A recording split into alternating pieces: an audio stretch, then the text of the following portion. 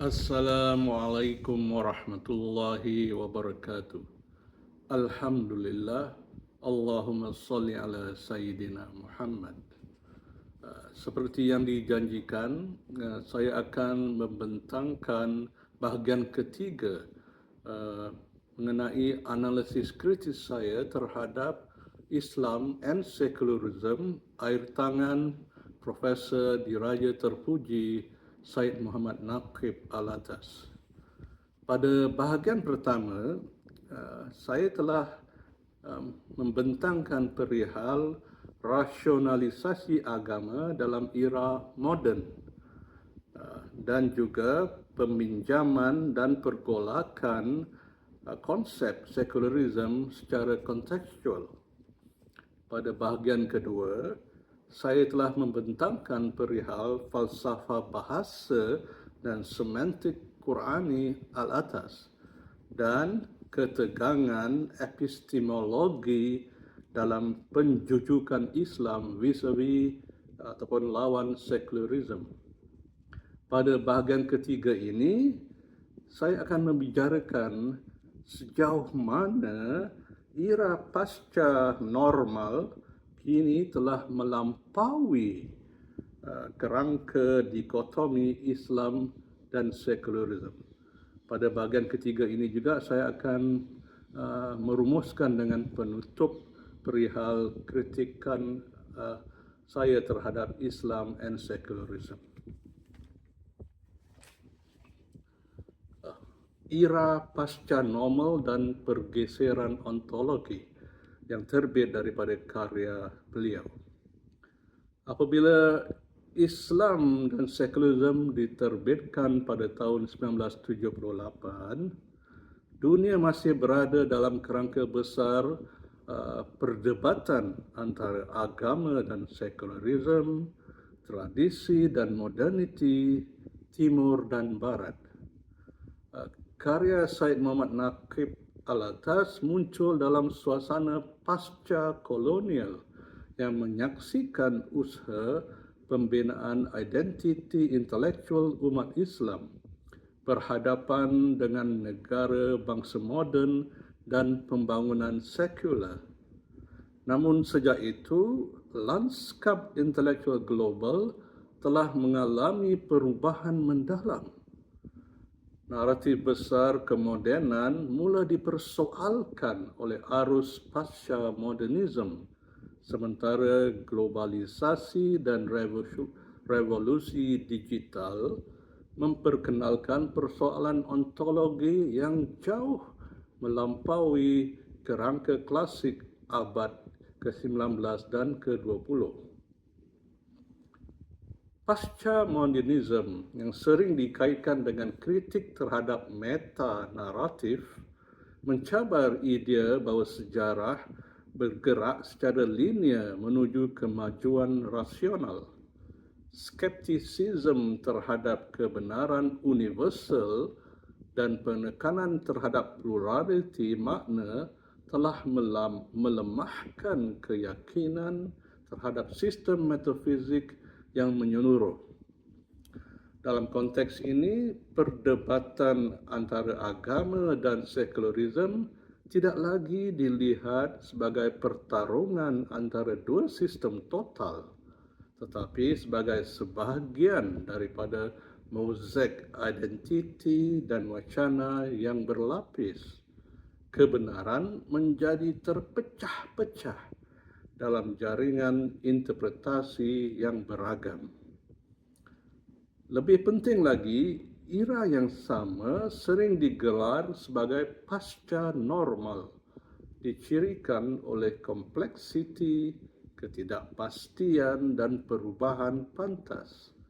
Konsep pasca normal merujuk kepada keadaan di mana fakta tidak stabil, nilai dipertikaikan, risiko tinggi dan keputusan perlu dibuat dalam keadaan ketidakpastian. Globalisasi mempercepat pertembungan budaya dan ekonomi, manakala teknologi digital mengubah struktur komunikasi dan kesedaran manusia. Dunia tidak lagi sekadar terbahagi antara sakral dan profan, tetapi antara analog dan digital, manusia dan mesin, biologi dan algoritma. Perdebatan kontemporari kini melibatkan isu bioteknologi seperti penyuntingan gen ataupun gene editing, kecerdasan buatan atau AI, krisis ekologi global dan kapitalisme digital. Soalannya ialah bukan lagi semata-mata sama ada agama harus dipisahkan daripada negara, tetapi apakah makna menjadi manusia dalam era pasca manusia ataupun disebut sebagai post-human. Teknologi kecerdasan buatan misalnya menimbulkan persoalan tentang kesedaran, agensi moral dan tanggungjawab.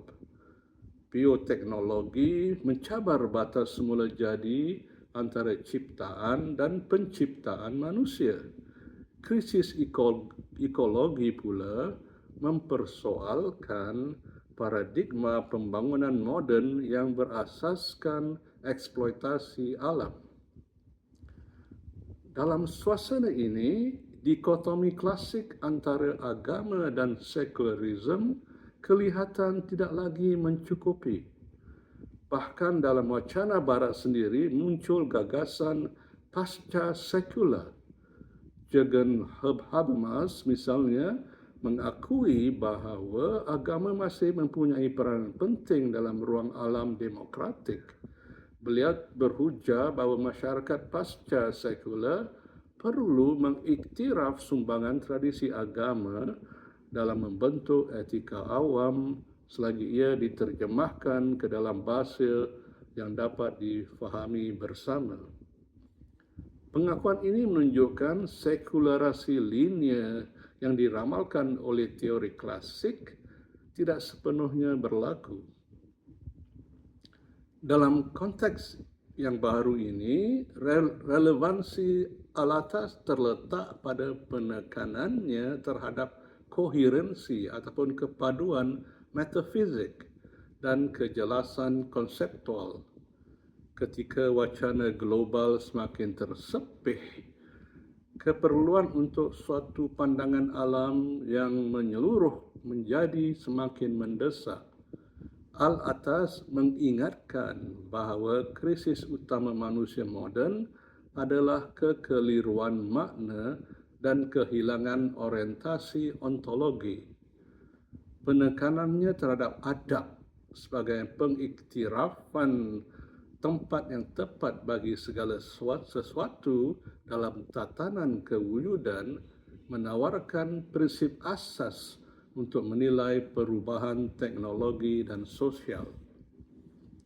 Namun, cabaran semasa bukan sekadar penyahsakralisasian seperti yang dianalisis dalam konteks sekularisme klasik. Ia melibatkan ketidakstabilan ontologi manusia itu sendiri. Jika sekularisme memisahkan sakral daripada dunia, era digital berpotensi memisahkan manusia daripada hakikat biologinya. Konsep identiti kini terpecah antara kehadiran fizikal dan representasi maya. Algoritma menentukan pola pilihan, maklumat dan bahkan interaksi sosial. Dalam kapitalisme digital, manusia bukan sahaja pengguna tapi juga produk, di mana data peribadi menjadi komoditi ekonomi. Dalam menghadapi realiti ini, kerangka Al-Atas memerlukan perluasan. Pandangan alam Islam yang menegaskan kesatuan antara jasmani dan rohani, antara akal dan wahyu, boleh menjadi asas untuk mengkritik reduksionisme teknologi. Namun, isu seperti kecerdasan buatan memerlukan refleksi lanjut tentang konsep akal, kesedaran dan tanggung jawab moral, serta kesedaran dan tanggung jawab moral. Begitu juga krisis ekologi menuntut pengembangan konsep khalifah dan amanah dalam konteks global yang saling bergantung. Era pasca normal juga menuntut pendekatan yang lebih silang disiplin. Jika pada tahun 1970-an perdebatan tertumpu pada sekularisme sebagai pandangan alam alternatif, hari ini cabaran datang daripada gabungan sains, ekonomi dan budaya digital. Oleh itu, mempertahankan koherensi ataupun kepaduan metafizik tidak bererti menolak teknologi, tetapi menilai dan mengarahkannya dalam kerangka etika dan ontologi yang jelas. Pandangan alam Islam perlu diterjemahkan ke dalam bahasa yang mampu berinteraksi dengan biologi molekul, sains data, dan teori sistem kompleks. Di samping itu, fenomena pasca sekular menunjukkan bahawa agama tidak lagi sekadar objek defensif dalam ruang awam. Ia boleh menjadi sumber imajinasi moral untuk menghadapi krisis global. Dialog antara tradisi agama dan pemikir sekular mengenai etika teknologi dan keadilan ekologi membuka ruang baru yang melampaui polemik lama. Dalam ruang ini, warisan alatas tentang pentingnya kejelasan konsep dan kesatuan metafizik boleh menjadi asas untuk sumbangan Islam kepada perbincangan global. Rumusannya, sejak 1978, dunia telah bergerak daripada konflik klasik antara agama dan sekularisme kepada krisis ontologi yang lebih kompleks. Era pasca normal dicirikan oleh perubahan pantas, ketidakpastian dan cabaran terhadap definisi manusia itu sendiri. Relevansi alatas hari ini terletak pada ketegasannya bahawa tanpa asas metafizik yang berkoheren, manusia akan terumbang-ambing dalam kekeliruan makna. Namun, untuk benar-benar berfungsi dalam konteks semasa, kerangka beliau perlu diperluas bagi merangkul persoalan bioteknologi, kecerdasan buatan, dan kapitalisme digital. Dengan peluasan ini, pandangan alam Islam bukan saja mampu mengkritik sekularisme klasik, tapi juga menawarkan orientasi ontologi dalam dunia yang sedang melampaui batas kemodenan itu sendiri. Kesimpulan, Islam dan sekularisme karya Syed Muhammad Nagib Alatas merupakan salah satu teks terpenting dalam falsafah Islam kontemporari, khususnya dalam konteks dunia Melayu Islam dan perbahasan pasca kolonial. Karya ini lahir pada saat umat Islam berhadapan dengan tekanan epistemik moden, iaitu dominasi kategori pemikiran barat dalam pendidikan, pentadbiran dan kehidupan intelektual. Dalam suasana tersebut, Alatas berusaha merasionalisasikan Islam bukan dengan menundukkannya kepada kerangka sekular, tetapi dengan memperlihatkan bahawa Islam memiliki struktur rasionaliti dan metafizik yang tersendiri. Rasionalisasi di sini bukan reduksi, tetapi penegasan bahawa wahyu dan akal dapat diselaraskan dalam suatu pandangan alam yang koheren. Sumbangan utama karya ini dapat dirumuskan dalam 3 poros besar. Pertama, kritik terhadap sekularisme sebagai konstruksi sejarah Barat. Al-Atas menolak anggapan bahawa sekularisasi merupakan proses universal yang tidak dapat dielakkan. Dengan menelusuri genealogi konsep sekular dan sekularisme, beliau menunjukkan bahawa sekularisme berakar dalam pengalaman teologi dan politik Kristen Eropah. Oleh itu, penerapannya ke dalam masyarakat Islam tanpa kritik bererti mengimport bersama andaian metafizik yang asing daripada tradisi Islam. Kritik ini penting kerana ia membuka ruang kesedaran sejarah dan mendorong umat Islam menilai kembali kategori pemikiran yang digunakan dalam wacana awam.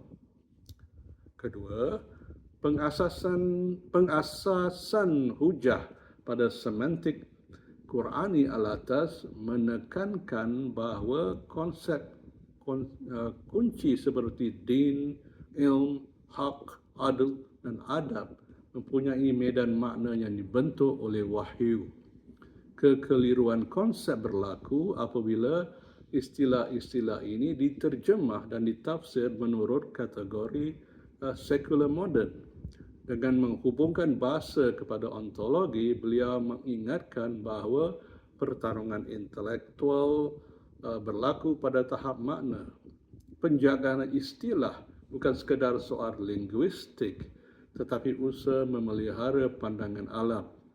Dalam era global dan syarat dengan pinjaman konsep, kepekaan semantik ini menjadi benteng terhadap relativisme dan kekeliruan epistemik.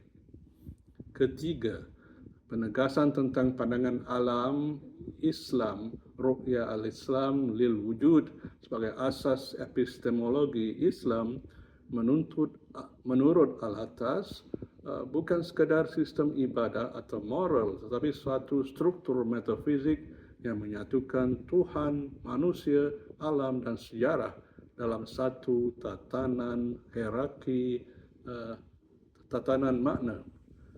Epistemologi Islam mesti bersumber daripada wahyu dengan akal berfungsi dalam hierarki yang teratur. Dengan kerangka ini, Al-Atas berusaha memulihkan integriti ilmu yang terpecah akibat dualisme moden antara sakral dan profan.